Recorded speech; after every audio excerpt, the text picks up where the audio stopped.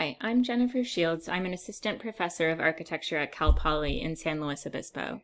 The research I will present here is part of a broader investigation into the relationship between how we graphically represent the built environment and how we experience it. I will first provide an overview of the topic and then describe the methodology and results of a visual perception study. This study compares how people look at photographs versus drawings of the same architectural space using saliency mapping and eye tracking. To give one example of the difference between how we represent the world and how we experience it, consider a city map. No map or drawing is totally objective, but when we look at a map like this, it appears to be an objective representation, showing geometric Cartesian accuracy. A Paris-based group called the Situationists after World War II railed against the top-down approach to the post-war rebuilding of European cities. They promoted psychogeography, which they defined as the study of the specific effects of the geographical environment on the emotions and behavior of individuals.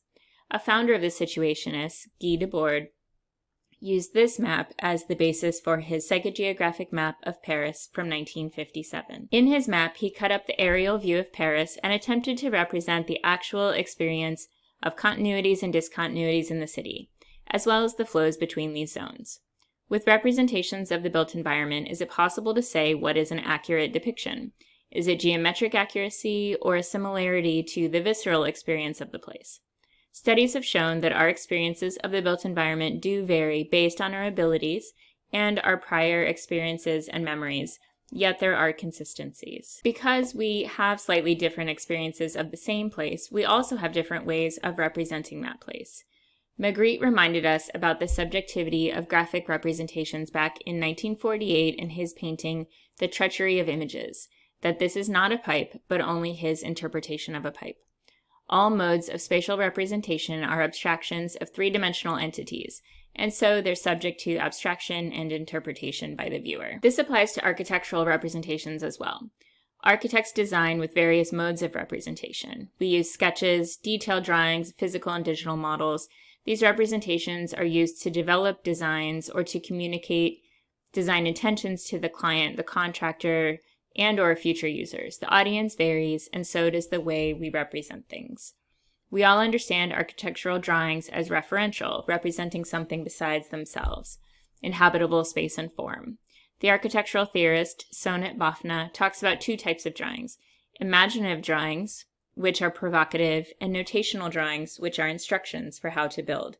For a built project, the imaginative drawing leads to the notational drawing and then to construction. This set of images is by the Swiss architect Peter Zumthor, representing his thermal baths in Valls, Switzerland. In this diagram illustrates the array of media used by architects to graphically represent their ideas.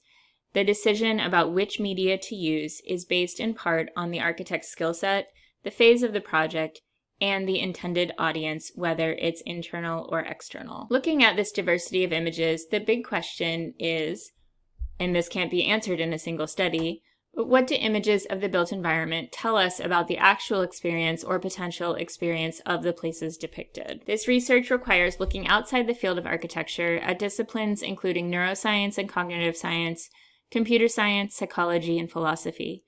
From phenomenologists like Merleau-Ponty and Bachelard to psychologists and computer scientists like Aude Oliva at MIT and Itti and Koch at Caltech, the research of these scholars provides a foundation for my studies. I'll now describe the framework for and results of a specific study in visual perception of architectural spaces. The study recruited two sets of participants, architecture students and preschool students. Participants viewed either a series of photographs of architectural spaces or a series of line drawings of the same views. I hypothesized that there would be differences between the salient features attracting attention in the photo compared with a line drawing of the same space, that there would be differences in the salient features for architecture students compared with preschool students, and that a saliency map would not consistently predict the areas of an image attracting attention, and I'll get to that later in the presentation. I used eye tracking to make these comparisons. As early as the 1930s, psychologists were interested in how the eye moves and fixates when focused on a work of art. What do we actually notice when we're looking at 2D representations of 3D space? Yarbus, Pico, and others have looked at this with works of art. Because images and the real world present more information than we can pay attention to, our selective attention is driven by a variety of factors.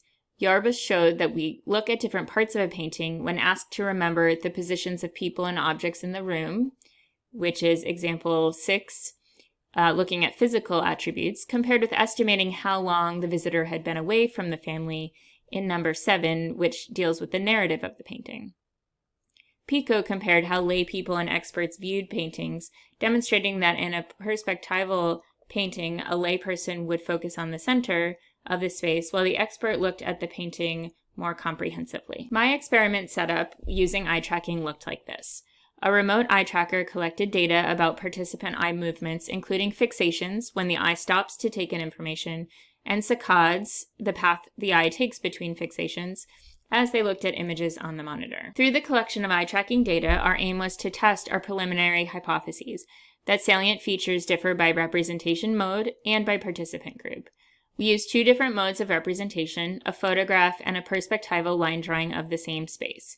We collected data for 12 image pairings, but I'm just going to show the results of 1. Each image was viewed for 10 seconds, and participants were not given any instructions other than to look at each image.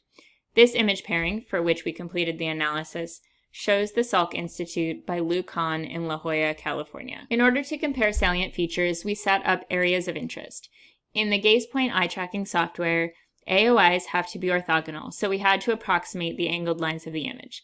This is a simplified diagram. In our study, each AOI was made up of many more rectangles to more closely match the angles in the images. The areas of interest were determined by basic compositional elements of the image, with 1 being the sky, 2 as the ground, 3 as the visual center, and 4 through 7 as salient areas including the horizon, edges between building and ground, foreground, and buildings. The measurements we collected included time to first view in seconds, the length of time an area was viewed, and the number of fixations in that area. Here is an example of the combined data for architecture students viewing the photograph over 10 seconds. The white dots represent fixations.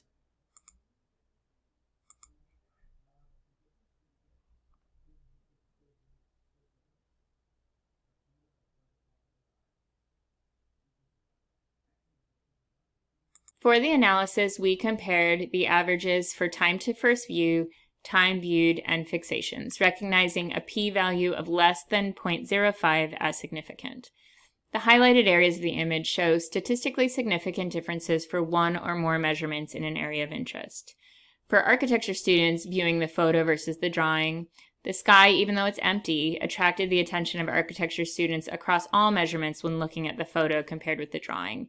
They also spent more time looking at the ground in the photo, but fixated on the building more in the drawing. For preschool students, there actually weren't any significant differences in how they viewed the photo as compared with the drawing. And then comparing how architecture and preschool students looked at the photograph, architects spent more time and had more fixations on the visual center when looking at the photograph compared to preschoolers.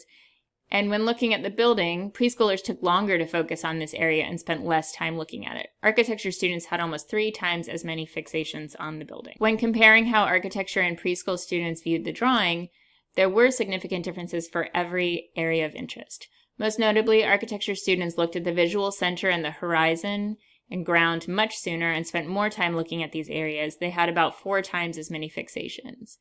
For the building, preschoolers took longer to look at it and spent less time looking at it and had fewer fixations than architecture students. The results indicate that the trained eye will focus on the architecture in the image, particularly in a drawing. Additionally, the eye movements of the architecture students support the architect's intent for the Salk Institute. Kahn wanted the architecture to frame the sky and draw the eye towards the ocean beyond, even though the ocean isn't even visible in these images that the participants were shown. We also wanted to identify whether a computer model could predict the areas of an image where most attention would be drawn. This process is called Saliency Mapping. It was first developed by neuroscientists Itty, Koch, and Neighbor at the California Institute of Technology. Saliency mapping works by computationally analyzing unique features in any given image and processing them to highlight the foci of attention. The resultant saliency map on the right is a topographic representation of these areas of interest. A study by DuPont and others did this for landscape photographs, and we're working to complete this analysis for our set of architectural images. We took the focus map videos of the drawing and the photo for architecture students and preschoolers and collapsed the video frames into a single static image for comparison. At first glance, we can see that the saliency map predicts the ground as attracting attention, while the focus map from the participants shows the horizon and sky to be of greater interest. We would anticipate that a quantitative comparison would show the saliency map to differ from the focus map. We've tested 3 methods to see how accurately the computer-generated saliency map, shown on the right, predicts the salient features of an image. Both images were imported into MATLAB, broken down into matrices, and analyzed by comparing pixel intensities. The output is an absolute difference map, which highlights the areas of the image where the focus map and the saliency map diverge the most. The second way that we compared the 2 maps was by converting the images into histograms. Again, both images were imported into MATLAB, and by way of analyzing the intensity of gray pixel values in both images, 2 histograms were generated.